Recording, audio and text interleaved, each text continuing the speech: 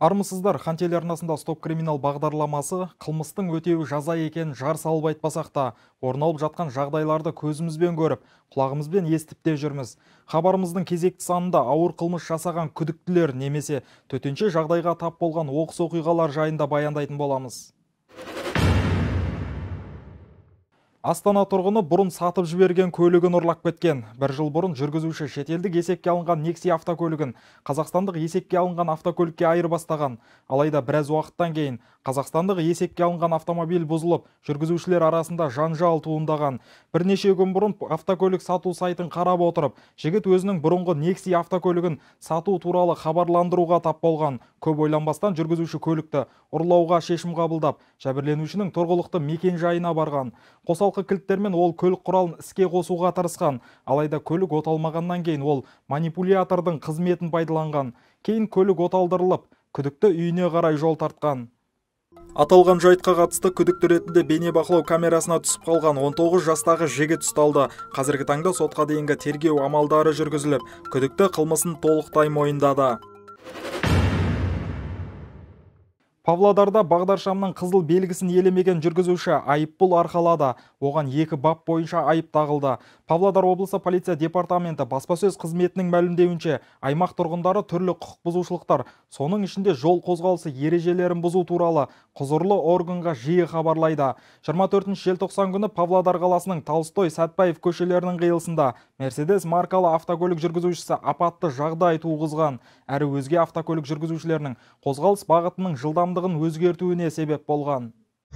Сонымен қатар жүргізуші қозғалысын жалғастыра отырып, бағдаршамның тыйым салу белгісін елемеген. Полицейлер жол ережесін бұзған жүргізушіні анықтады. 31 жастағы құқық бұзушыға қатысты бірнеше баптар бойынша әкімшілік хаттама толтырылып, айыппұл арқалады.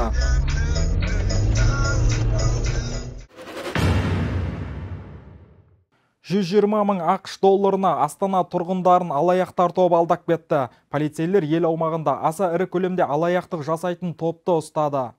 Астанадан келген кәсіпкерге қоңырау шалып, бизнес серіктесі болып сөйлесіп, қарызға $120 мың ақш долларын сұраған. Қоңырау шалушыға сенген жәбірленуші келесі күні Алматыда болатын және ақшаны беретінін айтып, уәде берген. Алматыға келген кәсіпкер өзін бұрын соңды көрмеген адамға $120 мың ақш долларды ұстатып жіберген. Бірнеше күннен кейін кәсіпкер танысына қоңырау шалып, қарызын қайтаруды сұраған. Алайда танысы бұдан қарыз сұрамағанын айтып, ант су ішкен. Қылмысты ашу нәтижесінде күдікті адамдар қамауға алынды. Ұсталғандардың басқа да қылмыстарға қатысы бар жоғы тексеріліп жатыр. Атырау полицейлері Семейден келген жұптан синтетиканың ірі партиясын тәркіледі. Атыраулық полицейлер ірі көлемде есірткі сақтаған өзге облыс тұрғындарын анықтады.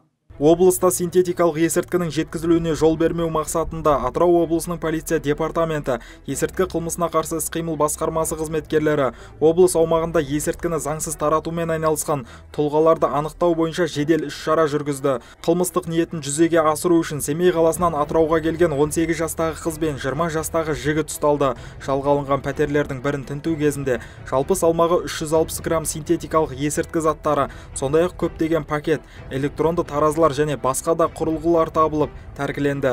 Сондай-ақ күдіктілер жалпы салмағы 45 грамм синтетикалық есірткіні сақтаған, 6 орынды көрсеткен. Аталған дерек бойынша Қазақстан Республикасы қылмыстық кодексінің 296 бабы 4 бөлігімен сотқа дейінгі тергеп-тексеру амалдары жүргізіліп жатыр. Мас күйінде жол қауіпсіздік ережесін бұзушы ұсталды. Түнгі уақытта жүргізуші жол қозғалысы ережелерін бұзған. Lexus 570 көлігі анықталды. Автопатруль экипаждарының қызметкерлері автокөлік жүргізушісінен тоқтауды сұрады. Алайда ер адам тәртіп сақшыларының заңды талаптарын елемеді, бағынбады және Алматы бағытында үлкен жылдамдықпен жүруді жалғастырды. Жол қозғалысының басқа да қатысушыларының өміріне қауіп төндірген. Медициналық сараптаманың қорытындысына сәйкес құқық бұзушы орташа дәрежелі мас болған және каннабиноидтарды қолданған. Тәртіп бұзушы жылдамдықты төмендету қағидаларын бұзу, міндетті сақтандыру туралы Қазақстан Республикасының заңнамасын бұзу, көлік құралдарын пайдалану қағидаларын бұзу, ішкі істер органдары қызметкерлерінің талаптарын орындамау бойынша әкімшілік жауапкершілікке тартылды. Есірткілік және уытқұмарлық масан күйдегі жүргізушінің көлік құралын басқаруы сот шешімі бойынша 15 тәулікке қамауға алынып, 7 жылға көлік басқару құқығынан айырылды. Көлік айыппұл тұрағына қойылды. Ақтөбе облысында деструктивті діни ағымның жақтаушысынан есірткі тәркіленді. Ол Мұғалжар ауданының 34 жастағы тұрғыны болып шықты. Күдіктінің тұрғылықты жерін тінту кезінде әртүрлі жерлерде жасырылған өсімдік заты бар 4 қағаз жинақ табылды. Сараптама қорытындысы бойынша алынған зат салмағы шамамен 7 грамм кептірілген марихуана екені анықталды. Ұсталған адам деструктивті діни ағымдарының жақтаушысы екені анықталды. Ақша.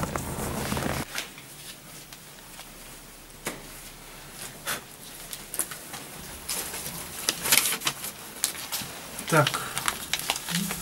Көптісі ба? Бұл не бұл?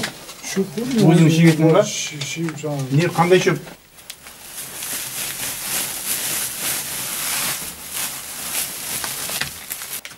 Пойнтей. Мына жерде пакет шөп. Вагон. Жақындан. Так. Мынаның ішінде. Так. Қағаз. Бумажный сверток. Обнаружен то же самое. Сол бұрышта. Қара пакет. Полиэтилен. Шөп па? Шөп дәрежесі. Жақындан. Қағаз көріп тұрсыз ба? Пойнт. Загон. Астана тұрғынының телефонын белгісіз азамат тартып алған. Елорда тұрғыны полицияға белгісіз біреудің ұялы телефонын тартып алған туралы шағым білдірді. Шағымданушының айтуынша кешкі уақытта туыстарын ескі темір жол вокзалына шығарып салып, такси ұстау үшін Біржан Сал көшесімен жүріп келе жатқан. Жолда қарама-қарсы оған орта жастағы ер адам кездеседі. Қиылысқа жеткенде бейтаныс адам кенеттен жәбірленушінің қалтасынан ұялы телефонын ұрлап қашып кеткен. Тонаушыны қуып жету әрекеттері сәтсіз аяқталған. Жедел іздестіру іс-шараларын жүргізу барысында қаланың 28 жастағы тұрғынын анықтады. Полицияға жеткізілген ер адам жасаған қылмысын мойындады және телефонды бейтаныс адамға сатып жіберген. Оның елорда аумағында жасаған басқа да осыған ұқсас қылмыстарға қатысы бар жоғы анықталып жатыр. Тонау фактісі бойынша сотқа дейінгі тергеу амалдары жүргізіліп жатыр. Алматы облысының 3 тұрғыны есірткі жинау кезінде ұсталды. Жамбыл облысының полиция департаменті есірткі қылмысына қарсы іс-қимыл басқармасының қызметкерлері Шу-Меркі тас жолынан 25 шақырым қашықтықтағы құмды аймақтан марихуана есірткісін жинаған Алматы облысының 3 тұрғынын ұстады. Күдіктілерді жеке тінту және олар мінген Volkswagen автокөлігін тексеру барысында 5 полиэтилен пакет табылып, тәркіленді. Сараптама қорытындысына сәйкес, онда жалпы салмағы 3 келі 900 грамм кептірілген марихуана есірткі заты болған. Ұсталғандар кінәсін мойындап, Шу қаласының уақытша ұстау изоляторына қамауға алынды. Күдіктілерге қатысты сотқа дейінгі тергеу амалдары басталды. Жасалған заңсыз әрекет салдарынан 3 жылдан 7 жылға дейінгі мерзімге бас бостандығынан айырылуы мүмкін. Ақ полиэтиленовый пакетке салынған өзіне тән өткір иісі бар Жасыл түсті өсімдіктерде зат. есірткі затына ұқсас зат. Өзіне тән өткір иісі бар. Өзіне тән өткір иісі бар зат. Полиэтиленовый пакетке қарау жүргізу барысында. Полиэтиленовый пакеттің ішін қарау жүргізу барысында өзіне тән өткір иісі бар.